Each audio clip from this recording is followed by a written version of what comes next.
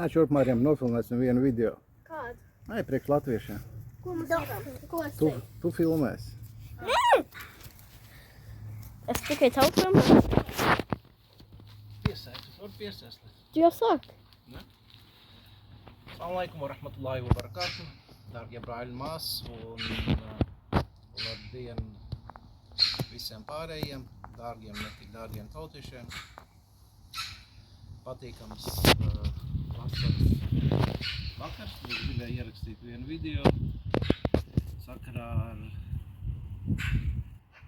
parlamenta, Saimas vēlēšanām. Tagad visi sociālie mēdī pilni ar visu partiju reklāmām un solījumiem.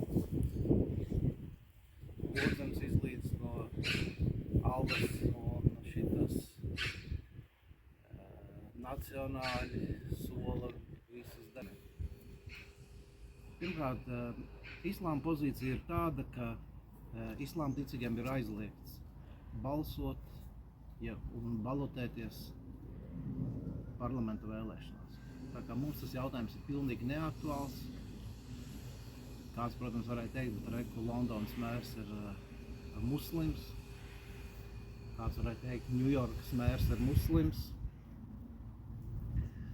Te es gribētu atgādināt vienu fundamentālu patiesību, ka islāms nav tas, ko dara vai nedara tie, kuri sevi uzskata, vai tie, kurus citi uzskata par muslimiem. Islāms nav tas, ko dara pakistāņi, irāņi, afgāņi, krievi vai čukčas. Islāms ir tas, ko Allah pavēlēja vai aizliedz islāma ticīgiem darīt Korānā un savu praviešu autentiskajā sunnā.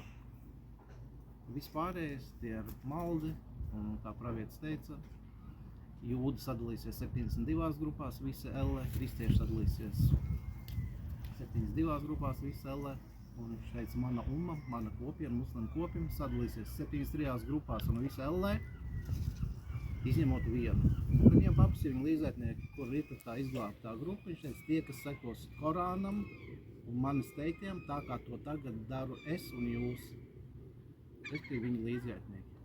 Tā kā kritērijs ir nevis tas, ko dara vai nedara muslimi, bet vai tas, ko viņi dara vai nedara, atbilst Korāna sunnai. Tas tāds atkāpīgi. Atgriežoties pie tēmas, islāma ticīgiem ir aizliegts balotēties vai balsot jebkurās vēlēšanās, pašvaldības, parlamenta, whatever. Tālāk, kas attiecas uz nemuslimiem, protams, ka jūs daudz jums vairs šī teātrī nepiedalās, saprot, ka no tā nav jēga, ir tādi, kas aktīvi iet un balso. Kas ir pēc idejas demokrātiskās vēlēšanas? Varbūt jūs esat redzējis, ir tāda spēļmantīga spēļu stūra, ko bērnam pielīmē mašīnā priekšā pasažiera sēdeklī pie paneļa. Un, kad mašīna brauc, viņš stūrē un viņiem liekas, ka viņš ir tas, kurš stūrē. Tas apmēram parlamentu vēlēšanas. Pieaugušiem cilvēkiem tiek iedot ilūzija, ka viņi kaut ko regulē, ka viņi kaut ko dara. Tālāk. Ir tāda cilvēku kategorija, kur nekad mūžā vienu dienu nav pat strādājuši, un viņi netaisās strādāt. Viņiem pats labākais ir parlaments, tikt iekšā parlamentā. Principā,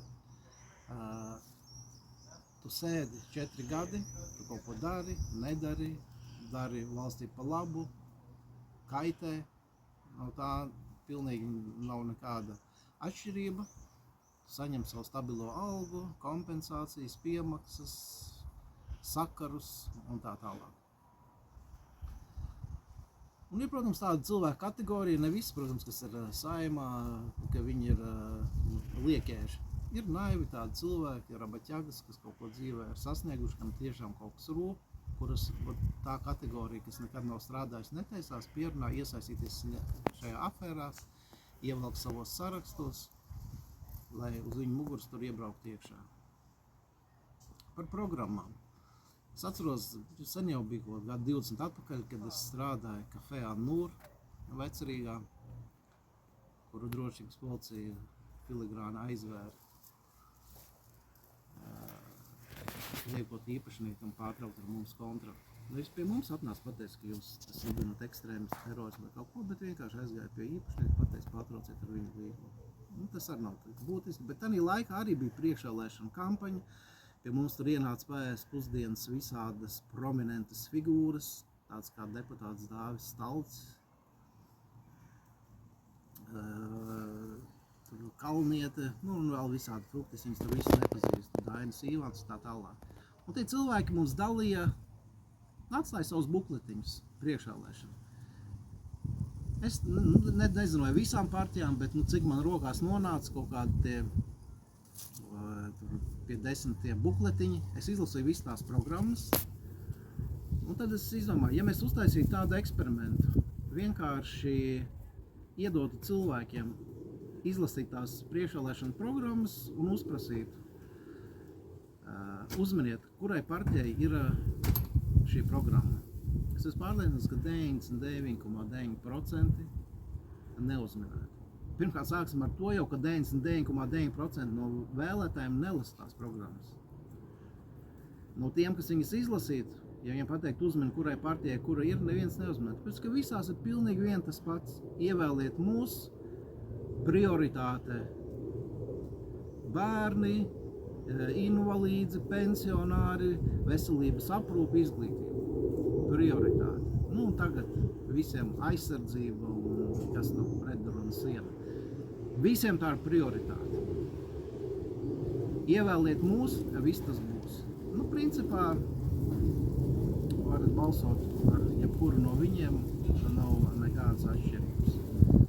Tagad izlasīju pēdējais Globzems, es atvainojos, protams, ceru, ka viņš man neiesūdzēs tiesāties. Nepareizo vārdu izmantoju, es vienkārši neatceros viņu jauno vārdu, kad viņš izvēlēja, un es bez ironijas, es respektēju cilvēku tiesības izvēlēties, kā viņi grib, lai viņu sauc. Tāpat tā to izdarīja Rainis savā laikā, Aspazīja, Auseklis. Kāpēc, lai nevarētu Globzems to izdarīt, arī es tāpat izdarīju. Viņš saka, ka risinājums visām problēmām, kāpēc jābalso par viņu, tāpēc, ka viņš rūpējās par bērniem. Viņš zina, kā rūpēties par bērniem, viņš zina bērnu problēmas, viņš zina, kā Latvijā uztaisīt bērniem draudzību. 1000 eiro par katru piedzimušu bērnu. Vienkārši padomājiet, cilvēki, kad jūs balsosiet, nebalsojiet par viņu. Man, kā saka, pilnīgi nav nekāda atšķirība. Tur Kariņš vai tur Globzems vai kurš tur sēdēs 4 gadu beldēs krēslu. Vai jūs tiešām domājat, ka ja viņu ievēlēs, un varbūt vēl pāris cilvēks no viņa partijas, ka viņi 3 deputāti no pret 97 kaut ko varēs izdarīt? Pat ja viņi arī gribētu, un pat ja tas solījums nav vienkārši tukša salama pūšana. Un tā arī par jebkuru partiju. Kā tikai viņi tur tiks iekšā, vai nu sistēma viņus samals un izspļaus ārā, vai arī viņi paliks par vienu no sistēmas skolītājiem. Tāpēc nesatraucaties, vienkārši ignorējiet tās muļķības, nodarbojieties ar kaut ko sakarīgu, laistat puķis, lasiet zemenes un dzemdinat un audzinat bērnus.